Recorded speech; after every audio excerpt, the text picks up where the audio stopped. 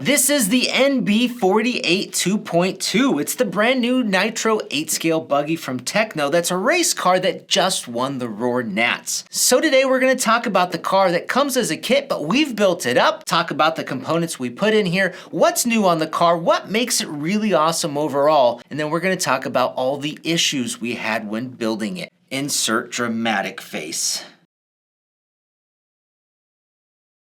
So the 2.2 comes as a kit with none of the electronics, no engine, no pipe, no tires, but it does include the body. For us, it took about 10 to 12 hours to get it all finished, to get the linkage set up, and it's a bit of work. For the components, we've got nearly the same setup as Ryan Maifield, who won the Roar Nats just last week, was it? So we've got the 170 SBL servos in both spots. We had an issue with one, which we'll mention here in a bit. We're using the ProTech air filters. They're the TLR style that come pre-oiled. And we've got the ProTech electronic switch. For the engine, it's the Samurai engine with a 2090 pipe, although that's not really a Samurai engine, it's the CR21, and we just put a different head on it. This is my old engine out of the RC8B4 video we did a while back. There's nothing wrong with it, and new engines are expensive. On that engine is the ProTech 4-shoe clutch, which had an issue, and we'll talk about that in a bit. We've also got the 13-tooth clutch bell for that clutch system. Our body is the stock body. It's custom painted by Marshall Patton, though,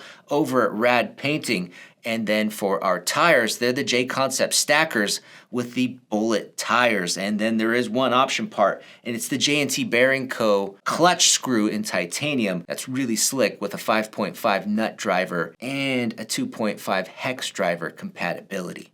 Now, I assume most people watching this are probably familiar with Tekno buggies, but if you're not, there's some things about this car that are just really rad and stand out amongst other 8-scale buggies. The last 8-scale I built was the RC8B4 for the video last year, and I've never built a Tekno vehicle before, ever. We've made a few Tekno videos on this channel, but other people on our marketing team built those. So some of the coolest things that really stand out on the Tekno buggy that are also present on the previous buggy are things like the radio tray area. It's not a one-piece radio tray, so the servo mount and the throttle mount are independent components. And the steering servo mount is actually the front chassis brace. And the chassis has quite a bit of flex in it. You can flex the chassis and the servo stays with that front flex, so it's not affected. And it's just a really slick setup, how it's kind of independent and a bit more flexible. It's more work to take out those components to clean though, over a one-piece radio tray. With the throttle servo mount, there's also a really nice wire channel area where you can route all the wires, and there's a cover that goes over there. It's really slick. We're not using the switch area, so we put tape over that, and then our electronic switch is mounted where the transponder will go. Another thing that's super rad on these Tekno cars is the front kingpin area. There are no actual kingpin screws like you see on some cars. Instead, there are these little insert pins with flat spots that you then screw into that locks those pins into place. On some other cars, the steering arm actually hangs outside the caster block, and then you've got two screws on the top and bottom that you've got to really lock tight because often those will back out and fall off. There's also no front outer hinge pins. Instead, you've got these bushings that go into the arms, more inserts, more screws holding on those inserts. And I've never seen any other 8-scale buggies use that type of design. The throttle servo horn, it uses ball bearings in the plastic horn, so you've got ultra smooth throttle linkage. The kit also includes a one-piece servo saver alternative to completely lock out the servo saver if you want to, and that solid plastic piece is included in bag S of the kit. Another really cool thing are the aluminum steering posts. They actually have flat spots and they key into the chassis. So later on, if you want to back out the screw underneath the chassis, they're not going to rotate with the screw like happens on other cars. And then the last thing that stood out to me when building the car are the axle hex pins. Those pins have a little bit of a flat concave spot on them, so when you tighten up the set screw in the axle, it perfectly aligns those pins in the axle, and it's just super cool. It's a small little detail, but it stands out. Now for the new stuff on the car, we've actually got an older 2.1 that belongs to one of our employees, Mike Lee. Thank you for letting us use your car. Now the first difference with the new car over the old is the new car now comes with the split CNC front shock towers. These shock towers are not connected at the top, and they're supposed to be much more ideal for loose or low traction conditions to just provide a bit more flex. A solid top arch on the shock tower is going to be better for high bite tracks to stay more rigid. The shock standoffs on the new car are also a different design. The old design used the much longer standoff with the threads poking out the back that you used a nut to secure on. It was a one-piece design. The new ones, they're a shorter design that use an M4 screw to secure onto. The steering plate on the 2.2 is also a little bit different. It's reshaped. It's got a little bit fewer holes on there. It's updated. The new sway bar bushings are a big deal, and they basically allow you to adjust that inner hole diameter. It's in relation to the sway bar size. So the bigger that bushing hole is, the more free play or deadband that sway bar is going to have. It's going to be able to wiggle more, and the more the sway bar wiggles, the less reactive it's going to act. Tekno recommends that for low traction tracks, you're going to want more deadband. For high bite tracks, you want less deadband, so it's a bit tighter, it's a bit more reactive, and now it's adjustable. I don't think there's any other 8-scale buggies that have that adjustment. As a side note, those bushings are plastic if I didn't mention it, so it will be interesting to see if they offer them in ball bearings. They're super smooth though, there's no binding even if they're plastic. The suspension arm bushings, which is a really cool feature on Tekno cars, has gotten bigger, at least on the inner position for all the suspension arms. They used to be shorter bushings, but now those bushings are much larger, the same size as the material of the suspension arm. The turnbuckles have been updated on the new car, so we've got thicker 5mm turnbuckles on the top for all of the camber, front and rear positions. On the old car, they're smaller turnbuckles. The shock bushings that go on that lower cap are supposed to also be new. We built the shocks using Premier Blue as a lubricant in that lower cartridge. And something interesting is when you screw on that lower metal cap, the bottom is kind of concaved. It's like goes up a little bit, and it just has a really nice looking finish to it because it's not flat. Maybe that allows a little bit more up travel. I'm not sure.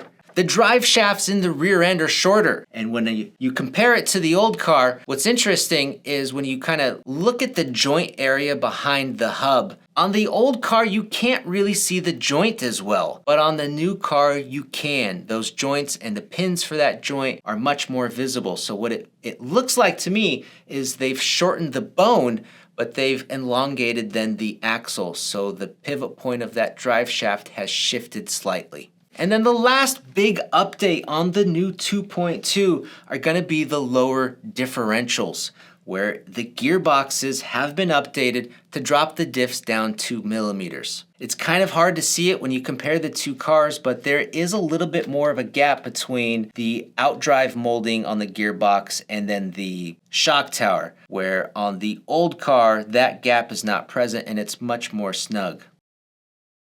Now the front arms on both of the cars, they have this kind of recessed area in the center of the arm to allow clearance for the drive shaft. On the new car, the rear arms also have that curved out clearance. On the 2.1, those arms are completely flat on the top. The front steering spindles on the new 2.2 have also been lowered. If you look at the gap, the distance between the top and the bottom, it's a bit more offset, where on the old car, that distance is a bit more balanced. The rear hubs also on the 2.2 have been updated. You've got two holes in there, and the kit puts them at the top hole to drop those rear hubs down. On the old car, there was only one position on those hubs.